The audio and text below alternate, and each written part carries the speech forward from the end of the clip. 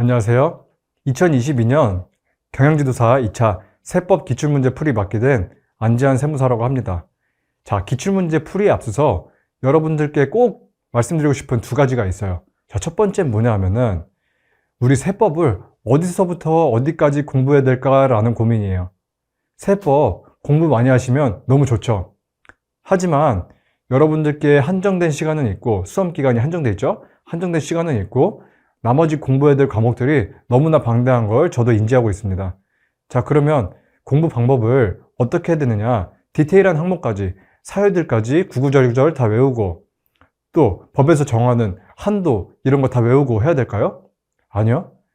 우리 시험 문제, 기출 문제를 보시면 그렇게까지 잔인한 문제는 생각보다 많지 않아요. 물론 이번 연도는 그런 잔인한 문제가 있었습니다만 20점 정도고, 그런 것들은 합격의 여부와 그것을 못 쓰셨다 하더라도 합격의 여부와는 크게 상관이 없는 거겠죠. 자, 그러면 그런 구구절절한 사유들보다 이 법의 취지, 개념 이런 것들을 확실하게 알고 들어가시는 것이 고득점을 맞는데 중요한 것입니다.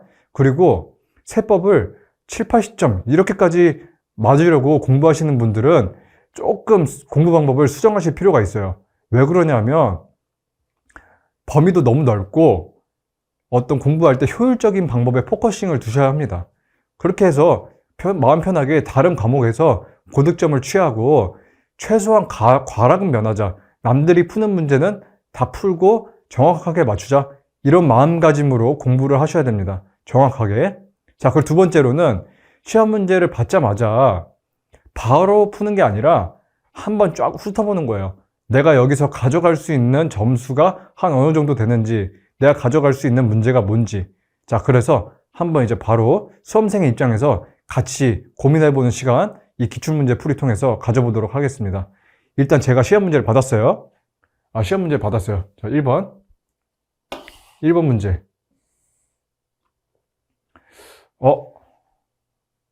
주택 거주자 임차보증금 반환 채무.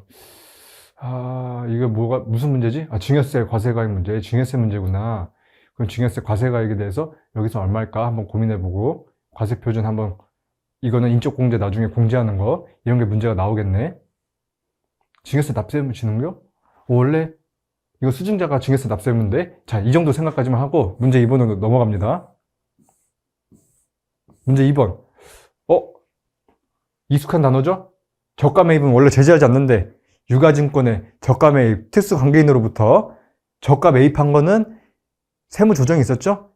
입금 산입 유보. 그런 거 이거 5점 내가 확실하게 가져가겠다. 또 익숙한 거 뭐 있어요?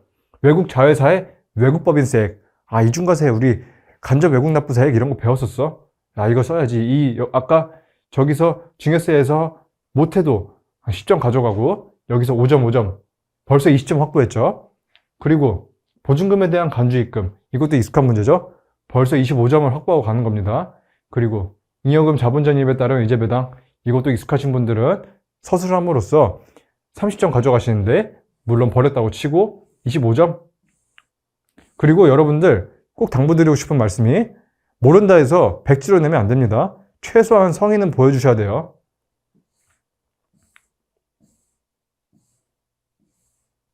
자, 재조사 금지의 원칙에, 이거는 진짜 익숙하지 않은 부분이죠. 이거는 내가 나중에 시간 남으면 하겠다. 이렇게 제가 예상 문제도 만들어 놨으니까 나중에 한번 읽어보시고요. 이것도 4번 문제 나왔는데 만만치가 않아요. 사유 9가지를 쓰시오. 이런 문제는 진짜 너무 나쁜 문제죠. 이런 거 나왔을 때 다음에 이런 사유 9가지 문제가 또 나오겠구나 해서, 물론 나올 수는 있지만 이런 공부 방법은 지양돼야 된다고요. 발급사유 9가지. 이런 건 넘어가자. 자, 5번. 이중과세. 우리 배당소득. 아까 외국 자회사 나오면서 있었는데, 거주자 갑의 이중과세 문제. 딱 보면 그로써 묻는 문제겠구나. 그리고 세액 공제까지 내가 어떻게 연결시킬까? 여기서 최소한 5점, 7점은 가져가자. 벌써 30에서 37점 나오죠? 그리고 부담부 증여에 대한 양도 차익. 이것도 조금 헷갈린다 그러면, 여기서 아까 뭐예요?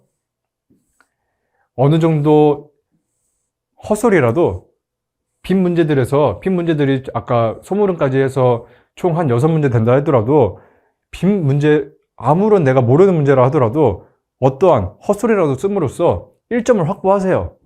자, 그러면 간당간당하게 어떤 그 과락은 최소한 면할 수 있는 거죠. 물론 공부를 많이 하신 분들은 조금 더 점수를 가져가시는 거고요. 이런 잉여금의 자본 전입 이런 것도. 1번부터 한번 보도록 하겠습니다. 자, 일단 저 같으면 확실하게 이거 10점부터 공략할 거예요. 이게 뭘 물어보는 문제죠? 원래 일단 첫 번째로 여러분들이 이걸 보면 항상 우리 과세 요건에 대해서 생각하죠? 부가가치세법에서도 과세 요건 뭐였어요? 납세 의무자 생각하시잖아요.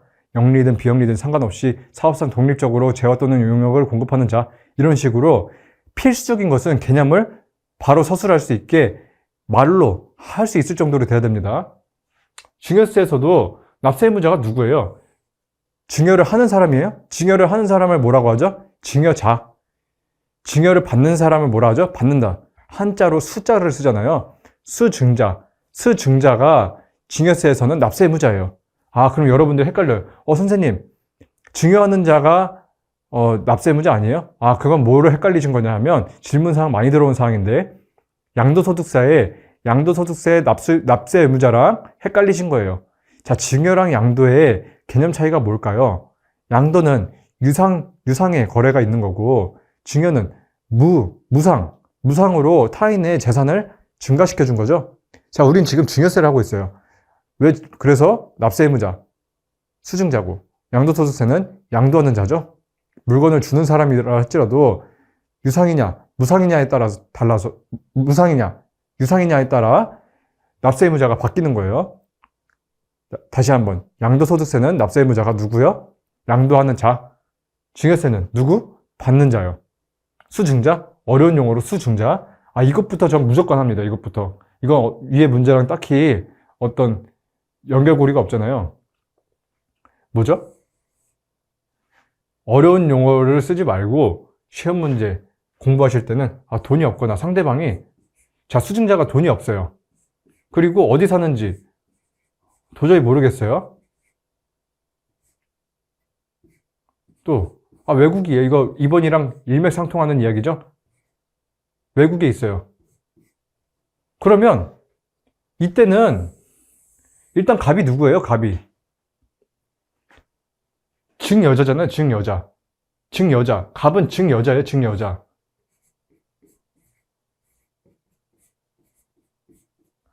또 병이 누구예요? 병이 수증자.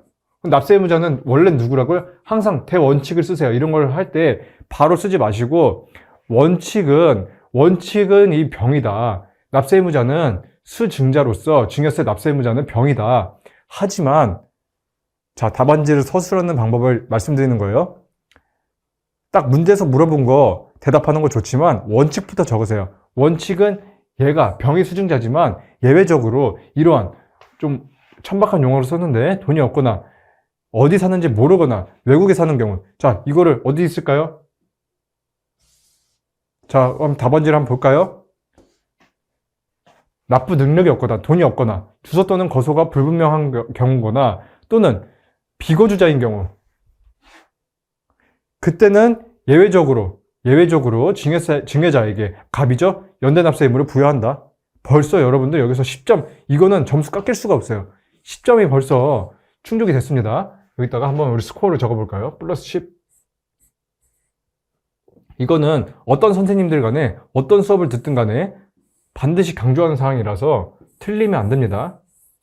그래서 개념을 정확하게 아시는 것이 중요해요.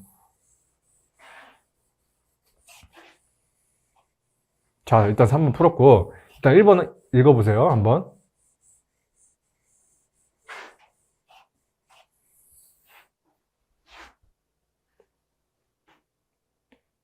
의뢰 증여세 과세가액과 그 근거를 제시하시오.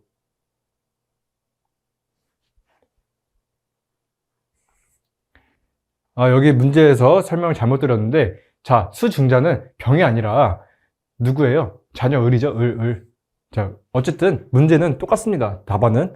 자, 갑이 원래 납세의무자지만 을이 예외적으로 납부 능력이 없거나 거소 또는 주소가 불분명하거나 비거주자인 경우 을이, 수증자가 을이죠. 을이 납세의무자를 진다고요.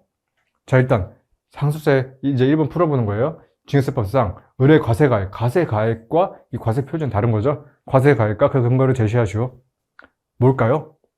일단 시가부터 보세요. 시가. 그래서 이 시가의 개념이 너무나 중요해요. 자, 일단 시가의 개념부터 볼까요? 여러분들 이거 공부 목적이 있는 거니까 시가의 개념.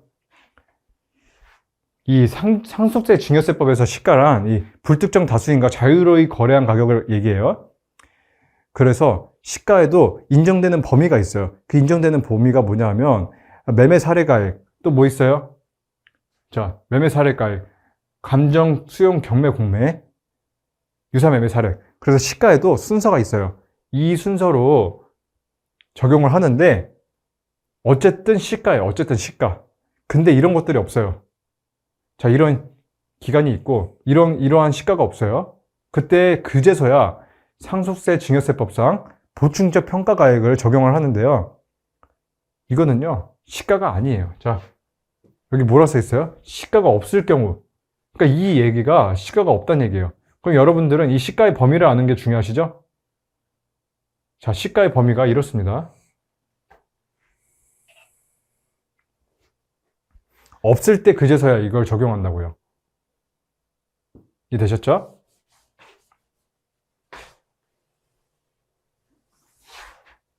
자, 다시 문제로 넘어와서 어쨌든 이 시가 5억 이게 나와서 설명을 드렸고요. 을의 증여세 과세가액은 얼마일까요? 일단 5억을 씁니다. 5억. 5억에서 임차 보증금이 얼마예요? 임차 보증금은 부채잖아요. 부채 나오면 부담부 증여가 문제가 되겠죠? 자, 일단 여기 부채가 얼마예요? 자, 내가 받은 보증금 돌려줘야 되잖아요. 그것만큼 부채죠? 그러면 3억이 되는 겁니다. 3억. 이해되셨죠? 그게 끝이에요. 그걸 답안은 어떻게 쓰느냐? 과세가액은 3억이다. 그 이유는 부담부 증여에 해당하는 보증금 2억 부분은 부채니까 부담부 증여가 나오면 뭐가 떠올라야 돼요? 양도소득세가 떠올라야 되죠? 그 부분은 양도소득세로 과세되기 때문이다. 즉 타인에게 이 부분만큼은 부채가 그대로 이전됐기 때문에 유상 이전이에요. 하지만 그 부분을 넘는 부분, 무상의 이전만큼은 증여세를 부과하는 거죠. 누구에게? 수증자에게. 자, 증여에 해당한 부분은 3억이다. 5억에 해당한 부분은, 2억 중에 해당한 부분은 소멸로서 타인에게 유상으로 이전되기 때문이다. 그래서 이건 양도소득세. 자, 그리고 과세 가액까지 했습니다. 그래서 대충 스코어가 지금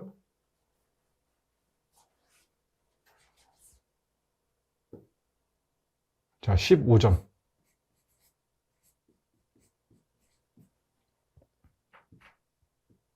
어느 정도 공부를 많이 하신 분들 입장이에요. 자, 이제 그리고 과세표준. 과세표준은 과세가액에서 뭘 뺐어요? 이거 두 개가 문제가 같을 리가 없잖아요. 그러니까 뭔 차이일까? 이게 용어가 익숙치 않은 주체더라도 고민을 하는 거죠. 두 개가 분명히 차이가 있다. 근데 그 차이가 뭘까? 우리 증여세에서 공제를 해주는 게 있었는데, 인적공제. 배우자는 6억을 공제해주고 직계 좀비속은 5천만 원을 공제해줬구나. 그럼 간단합니다. 3억에서 자, 답안지 써있죠? 인적공제 5천만 원 해줘서 여기가 지금 잘못됐는데 3억 시가인 아니죠? 여기서 과세가액에서 5천만 원 뺀 2억 5천만 원이 된다 라는 겁니다. 이해되셨죠? 자, 그렇게 해서 문제풀이를 마쳤고요. 이게 조금 과세가액이랑 과세표준 헷갈리실 수 있어서 한 이 정도 득점했다고 볼게요. 15점.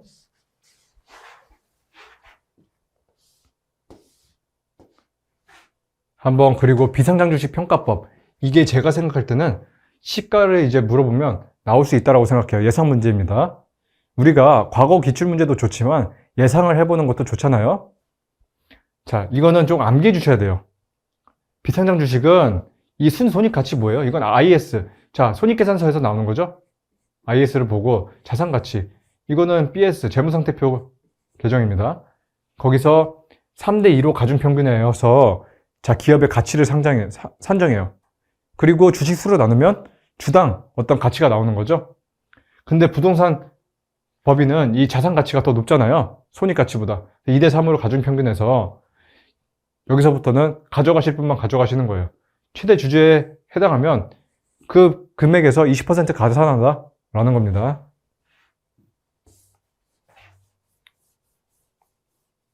예상 문제도 한번 주의 깊게 한번 보세요. 시가의 개념도 워낙 중요하니까요. 상증세법에서.